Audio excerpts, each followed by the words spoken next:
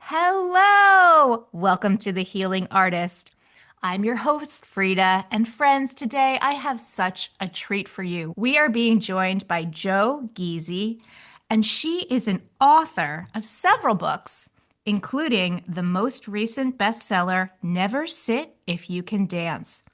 As a hiker and author, she was featured on the cover of Argonaut magazine in both November 2021 and May 2024.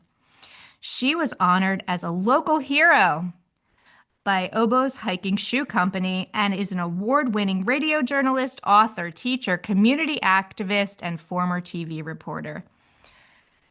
Jo, I am so excited to hear about your medical miracle story. Thank you so much for joining us today, and welcome to The Healing Artist. Well, thank you. I like your real positive energy. I get often accused of just being joyful, and I think that that's a really good quality to err on the side of being positive.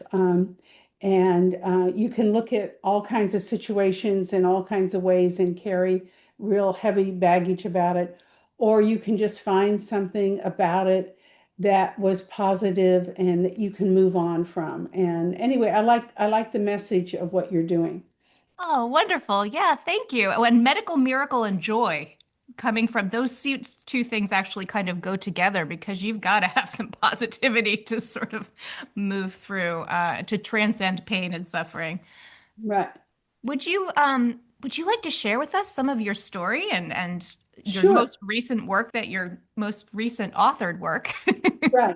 Well, my story, which I actually just got the first copies of the book like day before yesterday. I couldn't even believe it. It turned out so nicely. Yeah, And that's beautiful. yeah, and well, red is my favorite color. Mm. And the title is You'll Never Walk Alone, a hiker's memoir of adventure, tragedy, and defying the odds. And they're right on the cover of the book are my Oboe's hiking boots, the company that honored me as a local hero last year. What happened briefly is I'm upstairs here in my office in Southern California in November 2018, and it doesn't usually rain here then.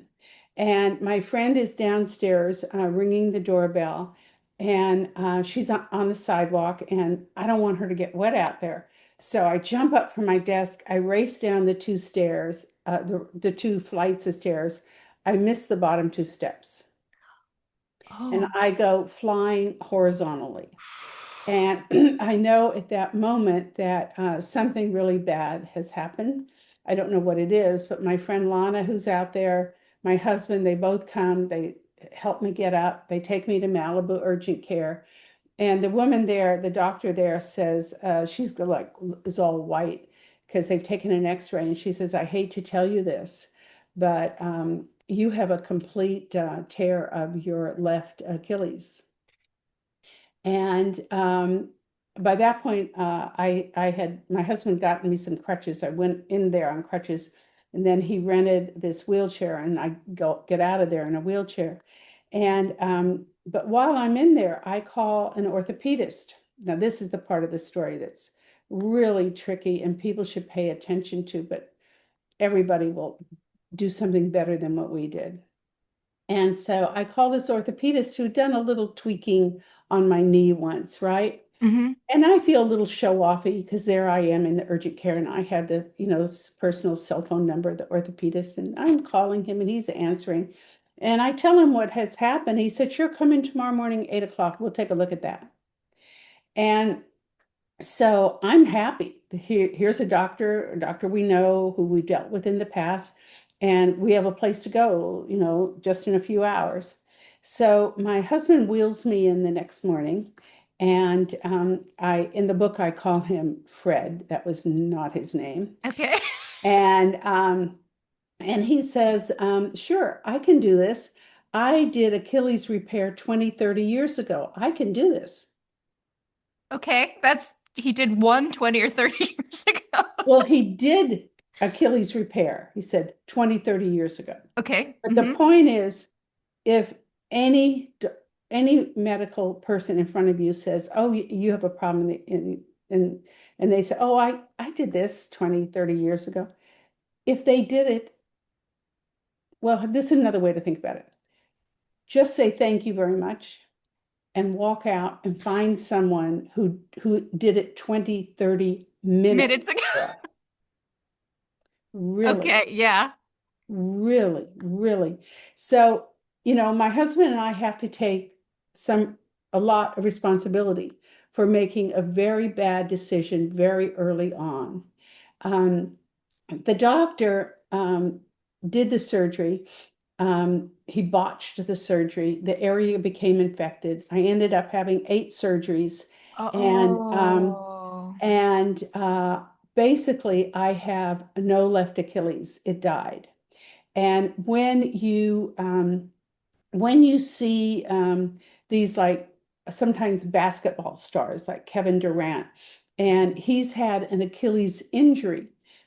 He's had an Achilles injury. He didn't lose his entire Achilles. Yeah. But an Achilles, losing your Achilles, basically, you're not going to walk again. And I just refuse to believe that. At one point, I was working with this physical therapist that I thought she was a friend. I mean, I'd had her over for lunch.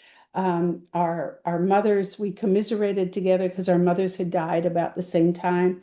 I enjoyed hearing the crazy stories about her father, an older widower now dating again. Uh-huh. I thought we were I thought we were kind of pals. And she asked me to walk across the room there, the physical therapy center, and I I'm doing my best. And this is about 8 months into after the accident and after all the surgeries and everything. And so she watches me walk, and then she asks me to walk in between the parallel bars, not holding on to the bars. And then she has me into her little office there, and she says, I don't want to be a Debbie Downer, but you have to accept that you're going to be compromised for the rest of your life. Hmm. Now, first of all, in a situation like that, all that we have is hope. Yeah, Hope. absolutely. Hope that we're going to get better. Hope that we're going to be able to take another step. Hope that we will improve. And her just crashing, dashing my hope was, as one medical person said afterwards, said, what was she, dipped in vinegar or something? Mm. I've never spoken to her again. The reason that didn't shatter me, because as a hiker who's hiked all over the world and as a walker, hiker, here's my hiking boots. Um, the um, the reason it didn't shatter me is I refused to believe her. Yeah. And I said, nope, I'm not. That's not me. And I doubled down. I found a restorative physical therapist who works with spinal cord injury patients. Those are patients who not only have an orthopedic problem like what I had, but they also have, unfortunately, a neurological problem, Hmm. which makes their condition even harder to deal with. And Taylor had never worked with someone without an Achilles, but he had a couple PhDs in different areas of sports medicine. And he said, I'm going to take this on, and I can put all my PhDs to good effect. And 2.5 years later, I was walking, and well, not really walking, kind of a little more like limping, lurching, but I was ambulatory. Yeah, you're on both of your feet. Right, I'm on both of my feet. And people kept referring to me as a medical miracle. And I didn't want to be use hyperbole about this. So I asked a doctor, actually, it was just a couple of weeks ago, and I said, everybody is saying that my case is a medical miracle when they interview me or talk about it. Is that is that correct? And he looked at me and he said, "Well, you certainly are a medical outlier." Hmm. Yeah, yeah, I think that was correct. You can use that phrase. So I am back to walking and hiking, and my real point in wanting to even talk about this or even mention it is that whenever somebody is dealt something negative, whether it's a diagnosis or whatever in life, you don't have to accept that. You can turn it around and say, I'm going to deal with this. And in my case, it was I found a restorative therapist who would work with me, and I just really applied myself. And and uh, and I was I'm not going to say lucky. Well, I was lucky with the people that I connected with. And I think that's one thing about the title of the book, You'll Never Walk Alone. First, Oh, yes, I love that. Yeah. yeah, first of all, it has many implications. And Hmm. in terms of my getting restored and walking again, it was all the people who helped me after that doctor botched it. And there were physical therapists, there were medical acupuncturists, there were you name it, and I saw them. And at a certain point, I thought, well, is this? I mean, I went into this hyperbaric oxygen chamber. Have you ever heard of that? Tell me more about it. Because my sci-fi mind makes something up, so you tell me. Well, a hyperbaric oxygen chamber is where, like, it's when athletes get the bends or something that they come Oh, up too fast. So they put them in this hyperbaric oxygen chamber where the air pressure is different, and it's good for infections because it gives more oxygen to the wound area.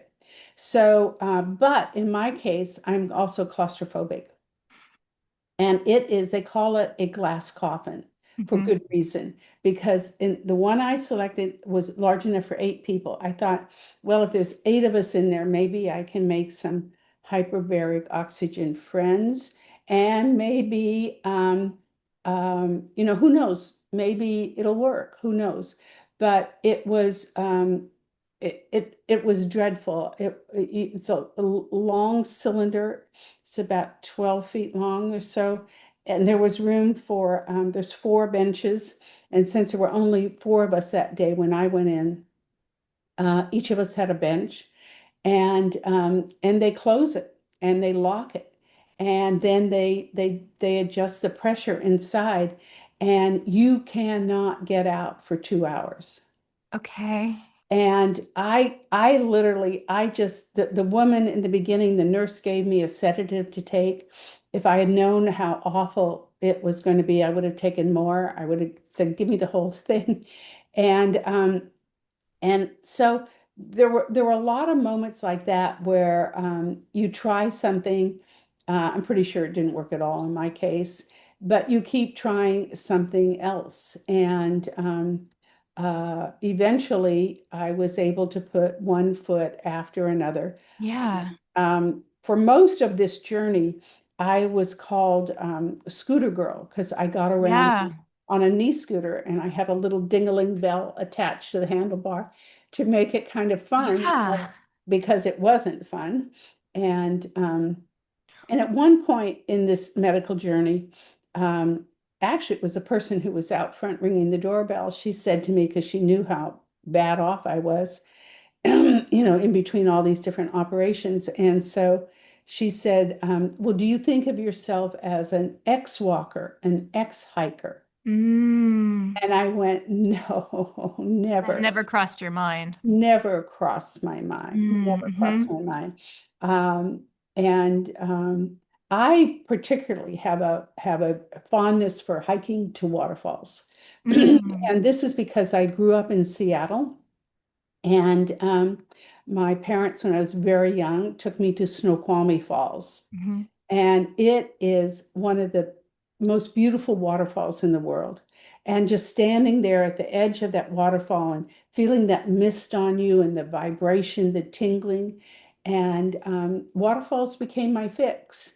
And Mm. but there's also really interesting science behind it, and the science has been there for about 100 years that that the benefits of waterfalls is the air ions that are the most helpful to us are the negative ones, which is ironic. And so near in a forest near a waterfall, the air has 100,000 negative ions per cubic centimeter, 100,000. In your office here or there, maybe we're lucky if we have 100 per cubic centimeter. So that's one reason why we feel so good near a waterfall. And so while I was in recovery, or yeah, trying to be in recovery upstairs here in bed with my leg elevated and ice on it for months and months and months. My visual mantra was the path to a waterfall that I particularly love in Montana. Oh, how wonderful. I was, yeah, that was one of my questions. I'm like, what were you doing during this 2.5 year journey?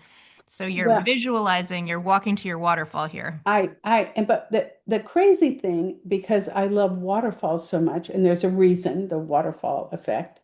Um, for when I was in bed for so long, what I kept picturing was the path to that waterfall. It's a wide path. It's not a little narrow forest path, with Hmm. trees on both sides. It's a wide, ample path.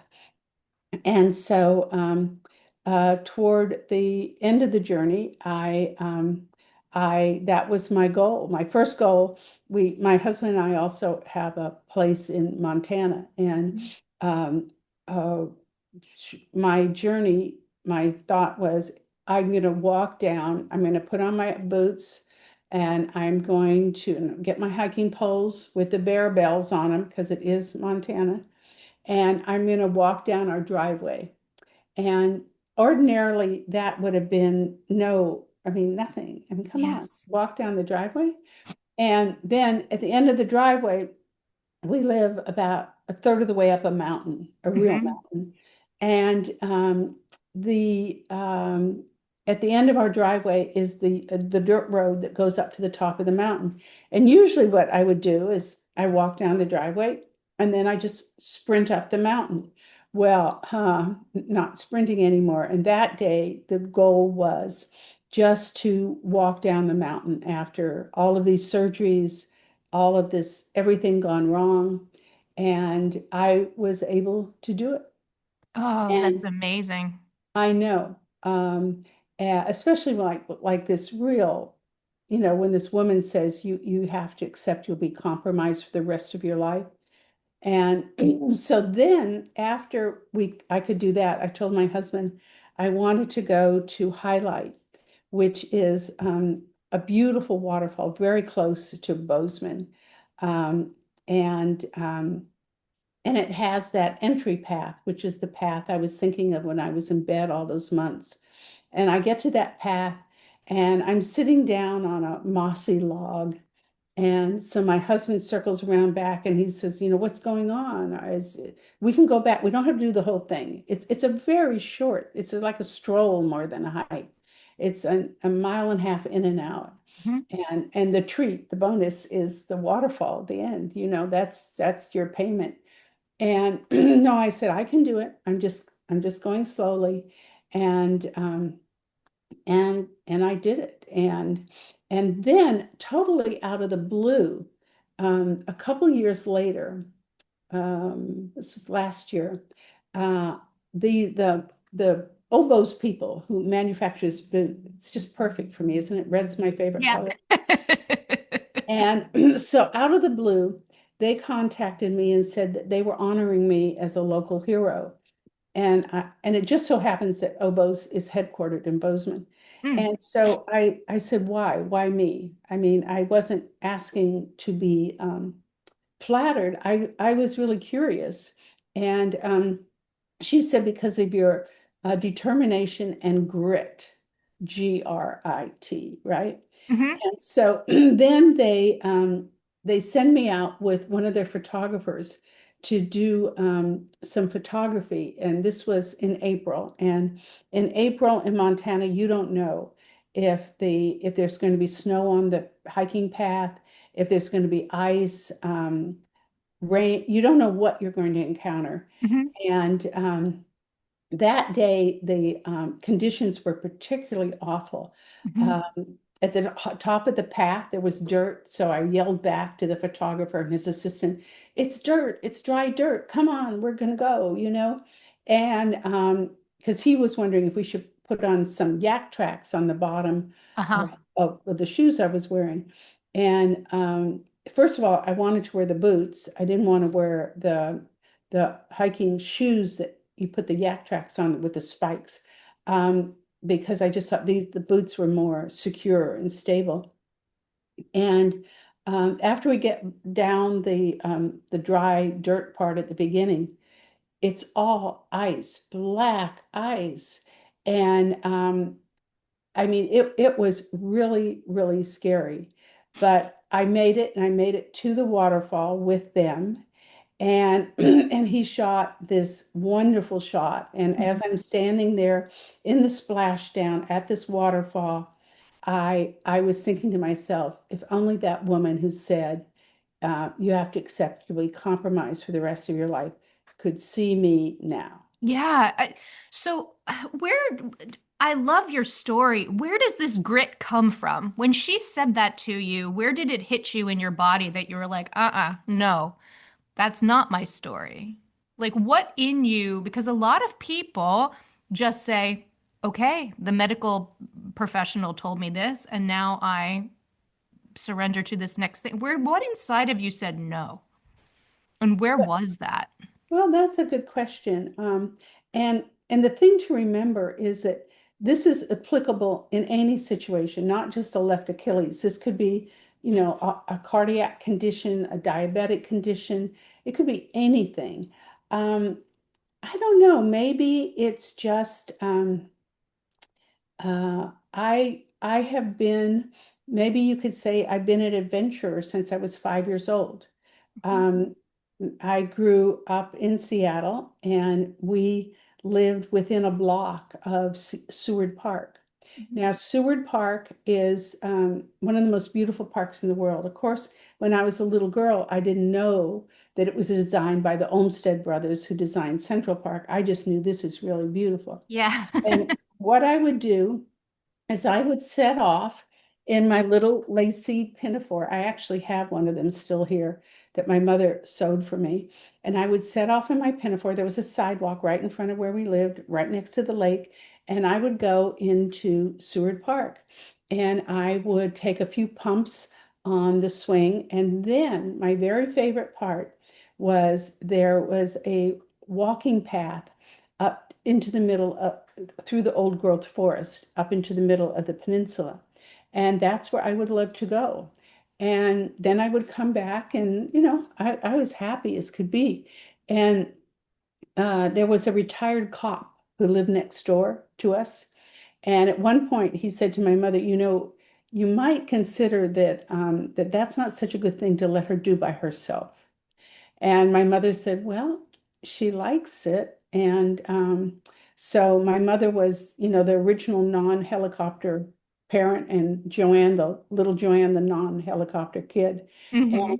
so I think that tenacity, when you start off little like that, okay, here's a story.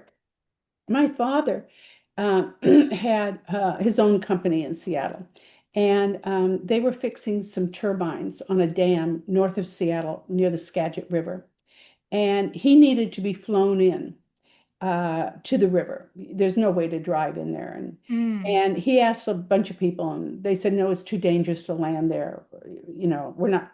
Anyway, he and my mom went to the Midwest, bought a float plane. This is a plane that will land on water, flew it back the southern route because they weren't instrumentally qualified, or. And so then when it came to flying up there to Skagit, no one would go with him because they said he didn't have enough instruction. And so I always went. And I was Wait, six. hold on.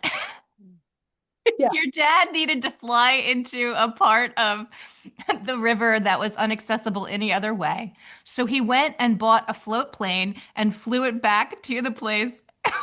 right. With But me. And the thing that I write about in the book is that yes. when you're flying, you always need someone else on the plane who will, in an emergency, who can land the plane if the pilot can't.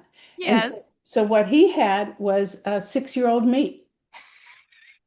Okay, And so this is true. okay, so the grit comes from both birth.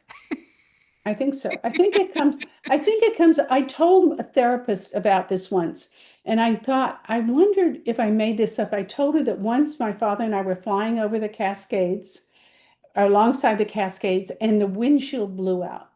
Uh-huh. And the front of the plane, the windshield just blew out. And so I thought, did I make that up? And then at one point we were looking through some old home movies, and there it is. There I am, like 6 years old, curly blonde hair blowing in the wind, the snowy Cascades there, and there's no windshield. And I thought, no, I did that. So so I think the grit comes very early on. My father was an inventor, Hmm. and he dropped out of school in the sixth grade, and he had some real grit to be able to have a successful career that he really just started from scratch. Yeah. Did you later become a pilot too? Was that something Oh that you God, no. No. No, no, no. Mm. So your feet are on the land. You're My connected to the feet land. my feet are on the accelerator in my car, and I love my car. It's a hybrid, and you fill it with gas, and you can drive forever before you need to fill it again. Yeah. Uh, During the time that you were in recovery, during those 2.5 years, what was your day like? What was each day like for you? oh wow.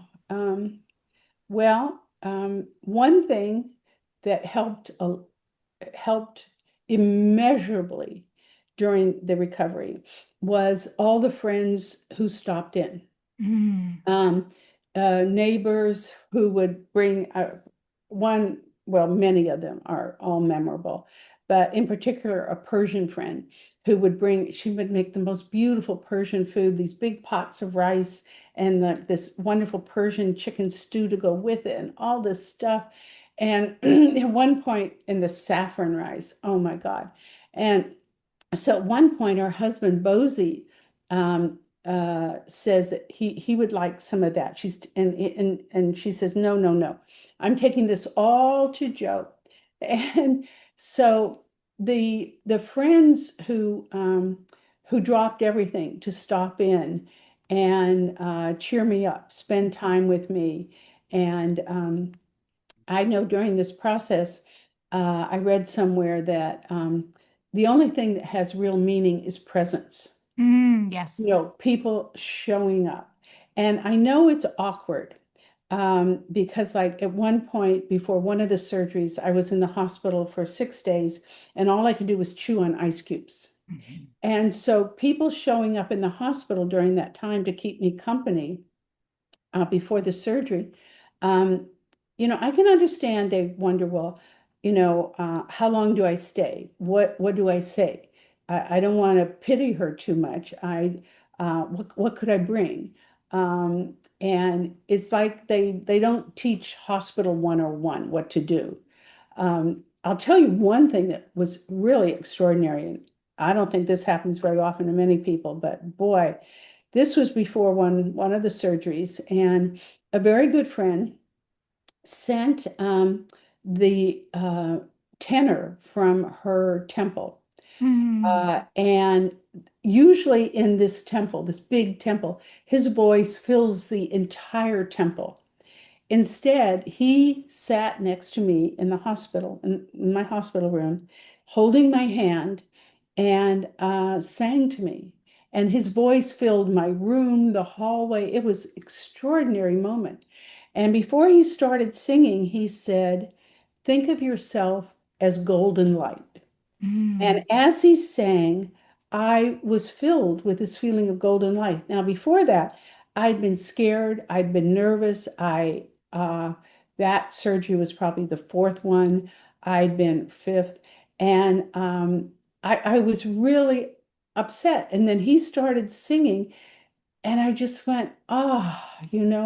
And by the time they wheeled my gurney out of the room, down the hall, down the elevator, down to where the surgery area was, I told a doctor down there, I said, I'm golden light. And it helped me get through those cold institutional hallways. And Yeah. and then one time, one friend came over, but it's really about the friends who were so helpful. One friend came over, and sometimes it's not even words or singing. She just held my feet. Oh, yeah. This is beautiful. Okay, and it's also ringing true with the title of your book as well. It's all coming together. But yeah, it sounds like you had many healers, I people co did. that are I coming to did. you, and it's not the traditional healer necessarily, but within these friends, because that's so beautiful, the story about the tenor. Wow.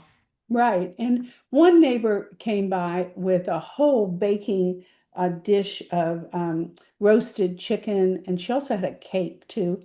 And then she sat down next to me where I was sitting in the kitchen, of course, with my leg elevated and with ice. And she held my hand. Mhm. And Noelle and I had never held hands before. And it was just so comforting.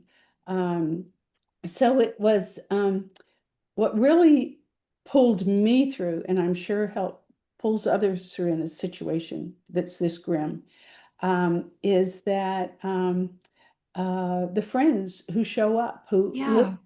literally drop everything and show up. It feels also just listening to your story, it sounds like you were learning too about receiving all of that love from other people, receiving these I think gifts. I've always been pretty good about You're a good receiving. receiver? Okay. I think I'm a good receiver. Yeah, I right, love hearing that, especially from another woman.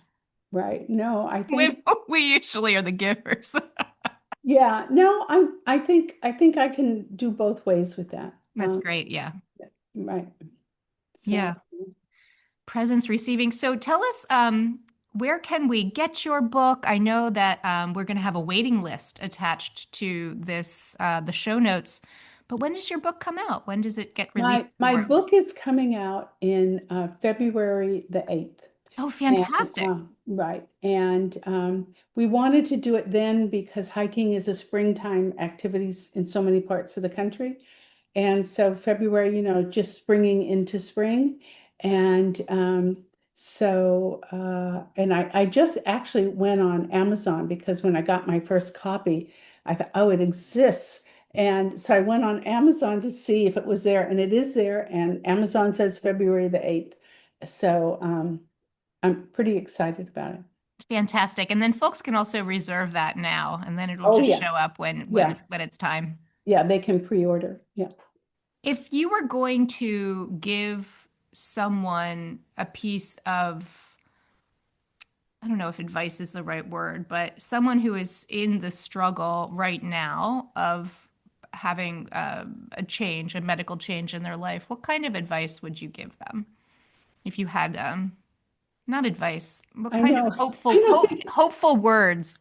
Because it's an Yeah. interesting story. Your story is interesting. It seems very unique to you. But I'm Well, like, what? There is something for everyone here. no, I I don't think I'd give advice. Uh, uh, I think mostly when people are in that situation, they they want to be listened to. Um, so if you can just listen to somebody and maybe bring them a chocolate cupcake. Hmm. But um, okay, here's an idea. recently someone who I used to walk with every morning when I was doing that, able to do that regularly at full speed. Now I can walk, but it's really at half speed. But as my therapist said, to compare is to despair, so don't. Um, and she had a problem, a plantar fasciitis Yeah. on her left foot. So she was not able to walk. And so I said, well, during this journey of mine, I had the beginning of a little part of that, and I saw this medical acupuncturist, and maybe you might consider seeing him. And the thing I liked about him is he was an MD doctor and also an acupuncturist. And um, and she just really blew me off. She said, "Oh, I'm seeing an acupuncturist." So my advice then was sort of, or the advice I was trying to give is, hey, there's this guy who's an MD doctor and an acupuncturist. This might be really helpful.